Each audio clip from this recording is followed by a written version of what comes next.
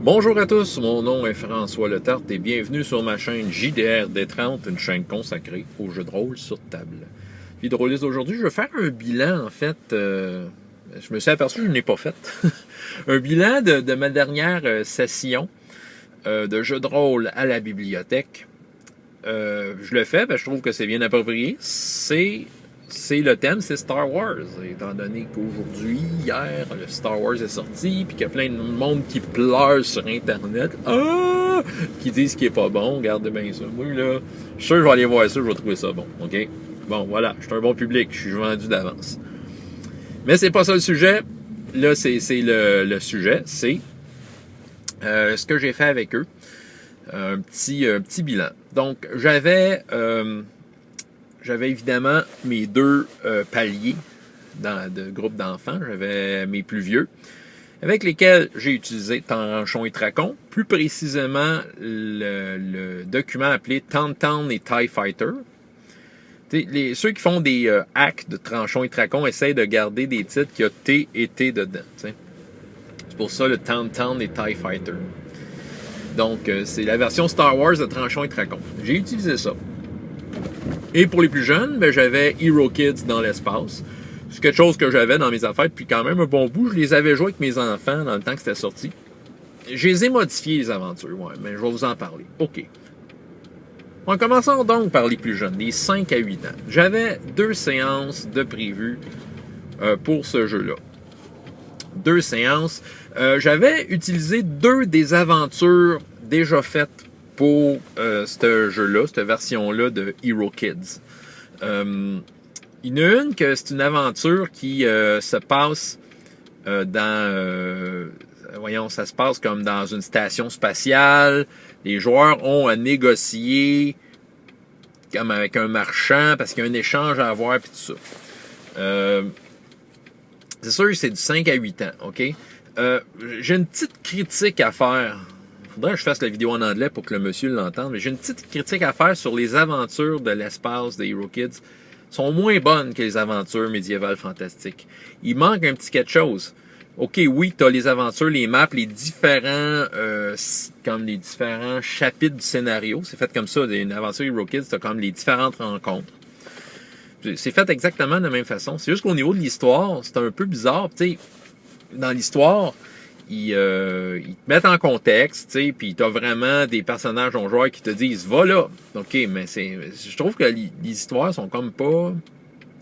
C'était pas attrayant. Je lisais ça, je faisais comme tu sais, puis je me souviens des avoir joués dans le temps que c'était sorti avec mes enfants, puis je les avais fait un peu comme c'était écrit. Puis je trouvais que la mise en situation, tu sais, ça allumait pas de feu vraiment. T'sais. OK. La première, je me souviens pas du titre, mais c'est ça. Comme je dis, c'est comme l'espèce de négociation avec les marchands. Fait que là, je trouve que ça mettait en jeu, entre autres, des concepts abstraits. Comme, tu sais, ça commence que les enfants travaillent pour un ferrailleur. C'est quelqu'un qui vend... tu sais, déjà, c'est un concept abstrait pour les enfants, jouer dans Scrap, je sais pas trop. Moi, en tout cas, je trouve que ça allume rien. C'est rien de flashy, tu sais. Puis leur boss leur dit, allez à la station spatiale, faut échanger des pièces de vaisseau contre, je me souviens pas trop quoi, mais encore là, ça parlait d'argent. Tu sais, faut que tu négocies le prix à 300 crédits. Tu sais, quand t'as 5-8 ans, là, 300 crédits, sais-tu compter jusqu'à 10 quand t'as 5 ans? C'est ça, bon. Donc, tu sais, on s'entend-tu, là? Je ne manque pas d'espoir pour la jeunesse et les mathématiques, mais 300 crédits, c'était quand même des concepts abstraits. Pourquoi j'aurais 300 crédits? Tu sais, dans le jeu, ça s'appelle même pas des dollars ou, tu sais, si vous êtes en France, en Europe, ça s'appelle même pas des euros, tu sais. C'est des crédits. C'est quoi ça, des crédits? C'est ça, c'est un concept abstrait. Puis, tu sais, ils échangeaient des morceaux de scrap contre d'autres pièces mécaniques. On veut pas les pièces mécaniques, on veut le vaisseau complet. Tu sais, vous comprenez? Mais ça, c'est mon sentiment de maître de jeu. Et je mêle à ça mon expérience avec les enfants, là. Fait que j'ai changé l'aventure un peu. J'ai mis du piquant. J'ai gardé quand même certaines affaires, parce que, tu sais, c'est pratique Hero Kids, t'as toutes les cartes avec les petits bonhommes, tu sais, je trouvais qu'il y avait de quoi faire, mais j'ai comme réinventé l'histoire. J'ai mis du dramatique, mais du dramatique, les enfants allaient accrocher dessus. OK? Premièrement, il n'y avait pas de patron en tant que tel. L'histoire commence, ils sont dans leur vaisseau, puis je leur dis la situation, vous avez quelque chose à vendre dans votre vaisseau. OK, je leur ai mis le côté abstrait, vous avez des morceaux de moteur à vendre. OK. Mais ça veut dire qu'il faut qu'ils s'en débarrassent, tu sais. Fait qu'à quelque part, ça ne leur dérange pas de perdre ça. Vous allez échanger ça contre des bonbons de l'espace. Écoutez, c'est des enfants. Des bonbons de l'espace, ça les allumait. J'avais même pris une image Google d'une sorte de bonbon, je ne sais pas c'est quoi, mais c'est un robot sur l'emballage. J'ai dit, c'est ça que vous allez chercher. J'avais imprimé une feuille pour chacun des joueurs. Vous devez ramasser ça. Fait que là, vous savez que ce que vous avez dans votre cargaison, là, ça vaut 2 bonbons de l'espace. Mais vous pouvez essayer de leur en demander 3. Puis, j'essayais de leur faire comprendre que tu peux en avoir plus de bonbons, mais les autres vont vous en donner moins. Fait que les autres étaient là, oh non, on en veut plein de bonbons. Tu sais, déjà là, je les accrochais. OK? Tu sais, dans Hero Kids, les personnages, en passant, c'est des enfants. Fait qu'ils veulent des affaires d'enfants. Fait que laissez faire les crédits, là. Ils veulent des bonbons. Vous allez rire de moi, mais ça marche. Là, la première, si je ne sais pas bien en situation, vous avez un patron qui vous dit d'aller là. Non, non, je les ai mis dans un vaisseau. Puis je sais que la première petite rencontre de cette aventure-là, il traverse un champ d'astéroïdes. Dans le jeu, c'était très théâtre de l'esprit, tu sais, il fallait que tu décrives « Ah non, t'évites un astéroïde », puis tout ça. Puis tu sais, c'est une rencontre sans réelle conséquence. C'était juste pour mettre dans l'ambiance de science-fiction, t'es dans un vaisseau, tout ça. Mais moi, j'ai décidé de faire comme sur un papier, là, tu sais, j'ai trouvé une image d'un vaisseau spatial, puis j'ai fait des images d'astéroïdes, j'ai mis ça sur la table, puis essayé d'éviter les astéroïdes. Fait que là, je faisais des petites règles, je le faisais tirer des compétences, puis c'est ça. OK, le but, c'était pas de détruire leur vaisseau, mais c'était de les mettre un peu sur le nerf. Ça marchait, ça avait comme ça les mettait sur le qui-vive. Je dirais que c'était la première rencontre. Il y a un de mes fils qui était là, lui, il comprend ça, Hero Kids, il embarquait bien raide. C'est lui qui était pas mal celui qui parlait, qui prenait des décisions. Les 3 autres, c'était leur première fois. C'est sûr que la première rencontre, c'était peut-être un peu déroutant. Qu'est-ce qu'on fait là? Comment ça se fait? On est dans un vaisseau. Tu sais, le temps de comprendre que je suis un personnage là-dedans. Mais, tu sais, à un moment donné, j'ai m'étais impliqué, tu sais. Il y en a un qui était plus pilote. Tu sais, je dis, là, t'es le pilote. T'essayes-tu d'éviter l'astéroïde? Il faisait, oui. OK, c'est ça. Fait que là, je les interpellais, je les regardais. J'essayais de rester connecté à ce qui se passait.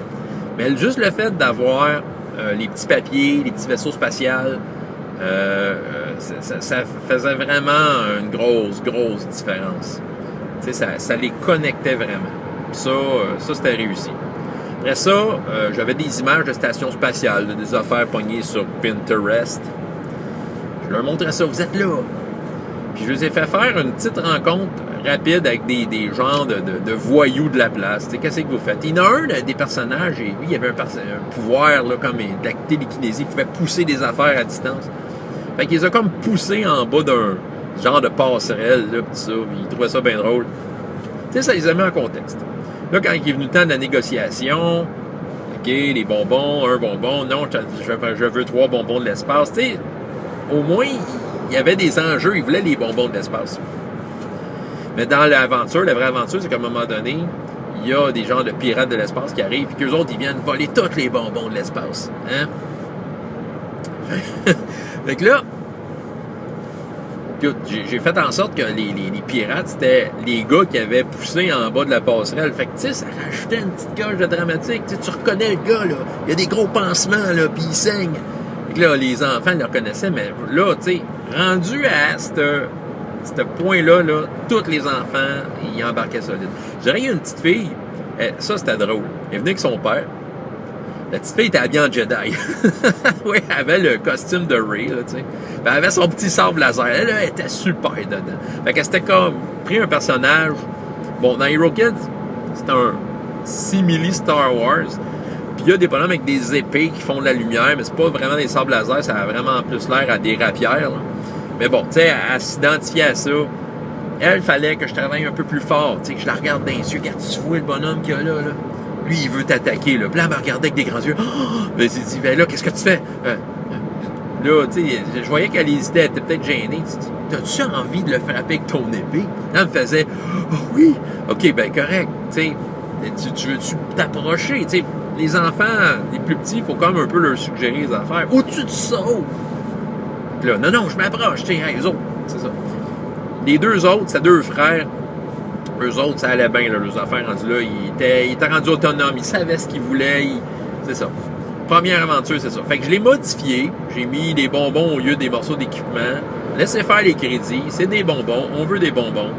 Puis voilà. Puis les petits combats, évidemment, ça marche. L'autre aventure, c'est une autre aventure de Hero Kid. C'est comme un vaisseau. Dans l'aventure originale, c'est un vaisseau qui atterrit sa planète. Puis il y a toujours l'espèce de patron de la cour à scrap qui dit « Mais allez donc voir ça, c'est bizarre, c'est un vaisseau qu'on connaît pas, c'est une sorte qu'on connaît pas. » Tu sais, déjà, en partant, tu pars de loin. Là, tu sais, je trouve que il y a beaucoup de mise en contexte pour essayer d'accrocher les enfants sur « Ah, le vaisseau, il est spécial. Ouais, mais pis, qu'est-ce que ça fait? Ça change rien. » Tu sais, comprends-tu? Tu sais, oui, mais alors... Bon, fait qu'il fallait que je fasse de quoi? J'ai vu que j'avais à peu près le même groupe. Il y a peut-être une joueuse, d'ailleurs, vous l'avez vu sur Jasage de jeu de rôle. Oui, Sébastien, elle fait un résumé de l'aventure. Ça aussi, c'est une aventure que j'ai modifiée parce que justement, comme j'ai dit, c'est le gars, ça court à scrap, qui dit « Allez donc voir ça ». Puis là, il explore le vaisseau, puis il y a un genre de pseudo Dark Vader à la Hero Kids qui veut comme envahir l'univers avec des robots. J'ai pas mal gardé tout ce qui se passait dans le vaisseau. C'était juste la mise en contexte.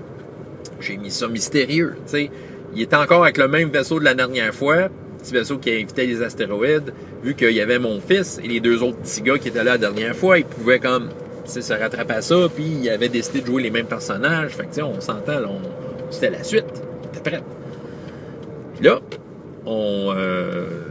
la mise en contexte, c'est qu'il était dans l'espace. Il devait rencontrer ce vaisseau-là pour leur apporter quelque chose. Tu sais, des caisses encore. Tu sais, il achetait l'idée il transportait des choses puis qu'il les apportait aux gens. Et là, le vaisseau, il répondait pas. Fait que j'ai fait une petite scène on essaye de les appeler puis ça répond pas. Puis là, c'est ça. Normalement, il devrait répondre, là. Là, tu sais, ça mettait de l'inquiétude, là. Qui ont comme accosté le vaisseau.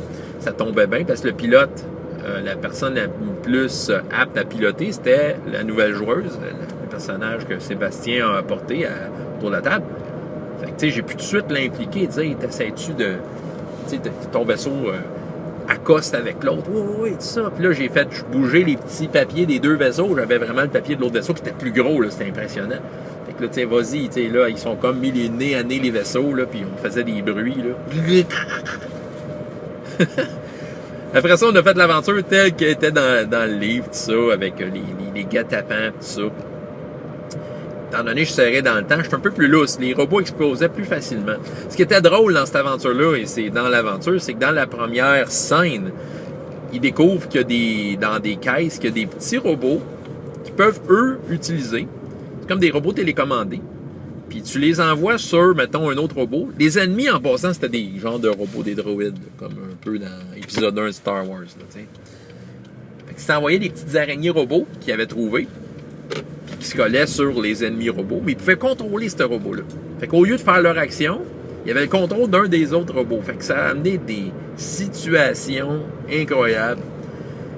Puis, ça embarquait vite. Les tactiques, le stress, tu sais...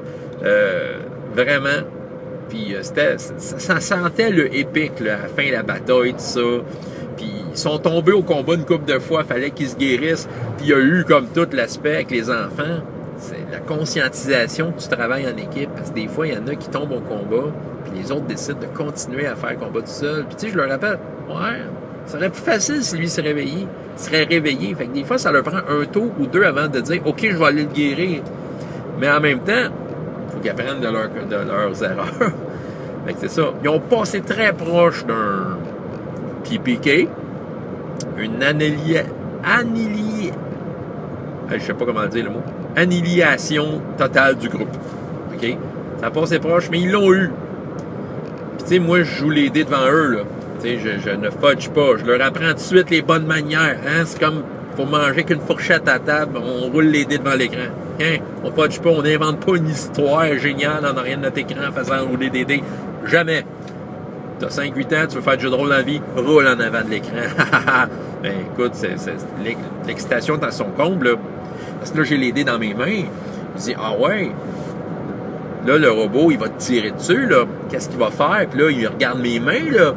Puis là, je mets les dés sur la table, puis il regarde les résultats. Puis quand ils font un 6, ils font ah! Puis là, quand leur personnage est mort, là, le dramatique embarque, là. Ils l'entendent, la musique de Star Wars dramatique, là. Ah oui, que de la passion. Ça a été vraiment bon. Mon fils, j'ouvre une parenthèse ici, tripe sur Michael Jackson. Ces temps-ci, il est vraiment dedans.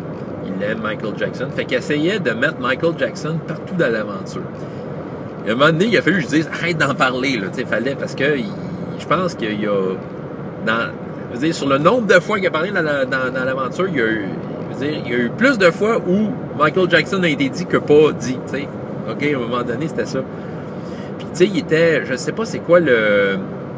Il y a un vidéoclip de Michael Jackson, je pense que c'est They Don't Care About Us. OK? Ça se passe dans une prison.